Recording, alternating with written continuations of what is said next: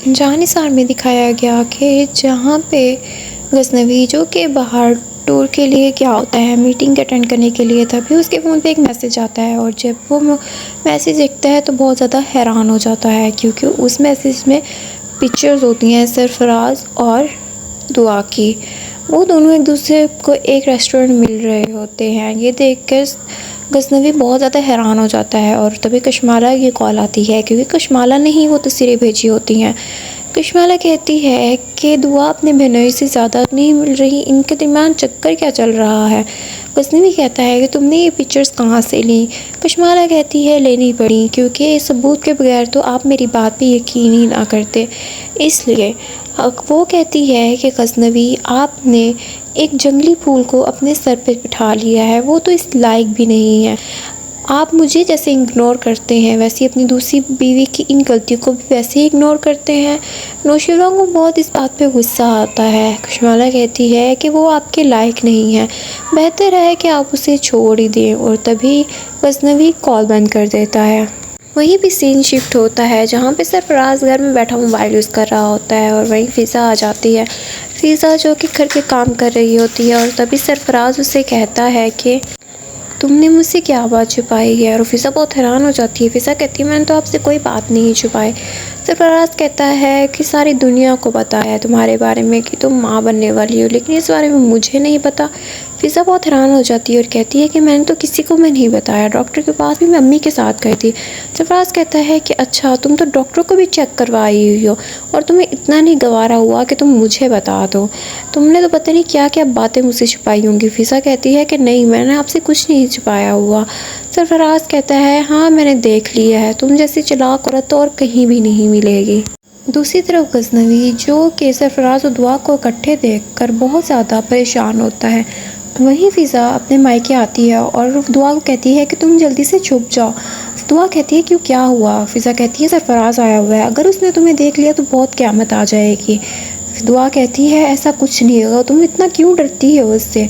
तभी वहाँ पे सरफराज भी आ जाता है, जो कि फ़िज़ा को कहता है कि मैं ऑफ़िस जा रहा हूँ, और वो दुआ को देख के सलाम करता है। फ़िज़ा की देख के बहुत हैरान हो जाती है। वो दुआ से पूछता है कि तुम कैसी हो। दुआ कहती है कि मैं तो तुम्हारे सामने ही खड़ी हूँ। वहीं फ़िज़ा दोनों की शक्लें देख रही होती है। सरफराज कहता है कि मैं तो यहाँ से जा रहा हूँ, मैं तो क्योंकि नौकरी पे जा रहा हूँ इसलिए फ़िज़ा को बताने आया था। फिर वो दुआ कहती है कि आपने फ़िज़ा को बताया नहीं कि आप मुझसे मिल चुके हैं। सरफराज कहता है कि नहीं, मुझे तो टाइम ही नहीं मिला, और तब वो फ़िज़ा को बताता है कि ये मेरी बॉस की बीवी है, ऑफ़िस में आई थी तभी हमारी मुलाकात हुई, तभी मुझे पता चला कि ये तुम्हारी बहन है। जिसे सुनकर फ़िज़ा बहुत ज़्यादा शॉक हो जाती है। वहीं जो बार बार सरफराज दुआ को इशारे दे रहा होता है कि अब तो बॉस भी बाहर गए हुए हैं, तो इसलिए अब तो मुझे नौकरी पे जाना ही होगा और उसका काम का थोड़ा फ़ायदा भी उठाना होगा, और फिर वहाँ से सरफराज चला जाता है। सरफराज के जाने के बाद फ़िज़ा जो कि दुआ से कहती है कि ये सब कैसे हुआ, मैंने तो सोचा था कि जैसे सरफराज को तुम्हारे बारे में पता चलेगा वो तो क़यामत बर्पा कर देगा, लेकिन वो तो बिल्कुल ही खामोश है और उसने तो कुछ भी नहीं कहा।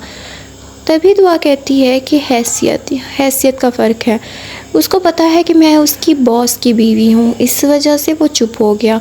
अगर मैं यही कोई मजबूर औरत होती तब वो ऐसा बिल्कुल भी ना करता। और फ़िज़ा कहती है कि हाँ, तुम बिल्कुल ठीक कह रही हो, ऐसा ही है।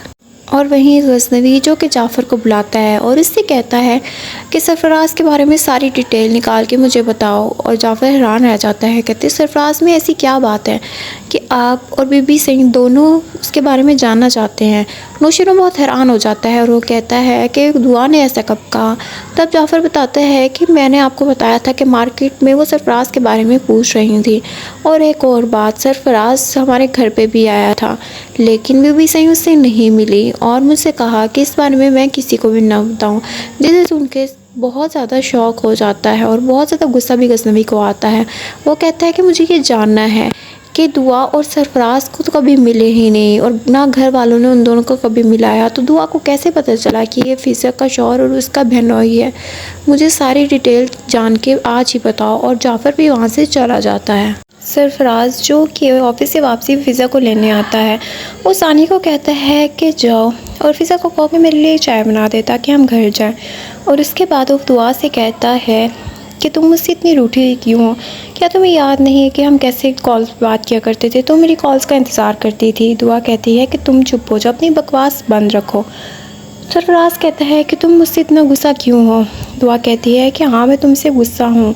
सरफराज कहता है तुम तो बिल्कुल भी नहीं बदली, तुम जैसी थी तुम वैसी ही हो। अगर तुम अभी मेरे पास लौट के आना चाहो तो आ सकती हो, मैं तुम्हारे लिए अभी भी अवेलेबल हूँ। दुआ को गुस्सा आता है और कहती है कि मैं तुम्हारा मुंह तोड़ दूँगी अगर तुमने अपनी ज़ुबान बंद नहीं की। सरफराज कहता है कि इतना गुस्सा भी करना अच्छा नहीं है। तभी फ़िज़ा आ जाती है चाय लेके। सरफराज कहता है कि तुम इतनी जल्दी चाय बनाई? फ़िज़ा कहती है हाँ, आपके आते ही मैंने चाय बना ली थी। तभी दुआ कहती है कि मेरी बहन तो अच्छी है, लेकिन काश आप भी उसके लिए इतने ही अच्छे होते, और वो वहाँ से चली जाती है। फिर सरफराज घर जाता है और अपने घर वालों को बताता है कि दुआ इसकी बहन वापस आ गई है। सब बहुत शौक हो जाते हैं। सुंबल कहती है ऐसे लोग तो भागी लड़की को भी अपने घर रख लेते हैं, पता नहीं कैसे लोग हैं।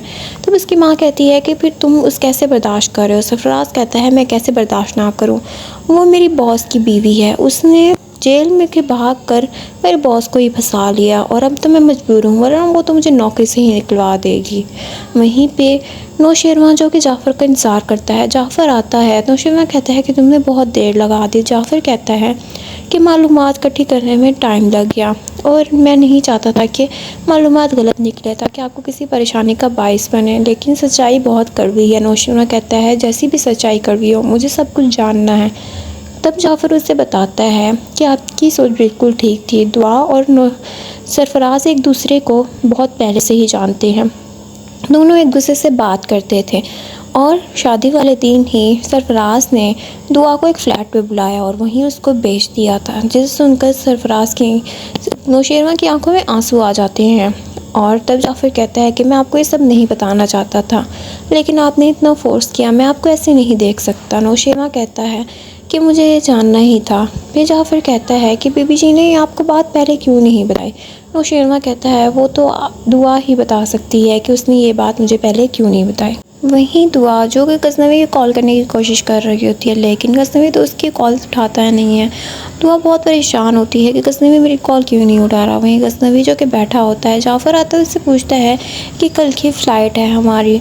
तब नौशेरवां से मना कर देता है और कहता है फ़्लाइट कैंसिल कर दो। फिर जाफ़र कहता है कि कब की फ़्लाइट रखूँ? नौशेरवां कहता है जब रखनी होगी मैं तुम्हें बता दूँगा। फिर जाफ़र कहता है कि BBC की कल से बार बार कॉल आ रही है। नौशेरवां कहता है उसे कह दो कि मैं मीटिंग में हूँ, बिज़ी हूँ। जाफ़र जो कि दुआ की कॉल उठाता है और उसे बताता है कि अभी गज़नवी जो कि मीटिंग में है। दुआ कहती है कि वो कल मेरी कॉल नहीं उठा रही है, कल तो आपकी फ़्लाइट भी है। तब जाफ़र कहता है कि नहीं, कल हमारी फ़्लाइट नहीं है, कुछ काम ज़रूरी आ गया है, इसलिए फ़्लाइट डिले कर दी गई है। फिर जो कि दुआ कहती है कि चलिए ठीक है, जैसे ही गज़नवी फ्री होंगे उनसे कहिएगा मुझसे बात करें। तब भी जाफ़र कहता है कि ठीक है, और यही एपिसोड एंड हो जाता है, जहाँ पे दिखाया जा रहा है कि नौशेरवां जो कि वापस अब जाना ही नहीं चाहता, क्योंकि वो दुआ की वजह से हर्ट हुआ है, और दुआ बेचारी जो नौशेरवां का इंतज़ार कर रही है। अगर आपको मेरी वीडियो पसंद आए तो चैनल को सब्सक्राइब करना मत भूलिएगा।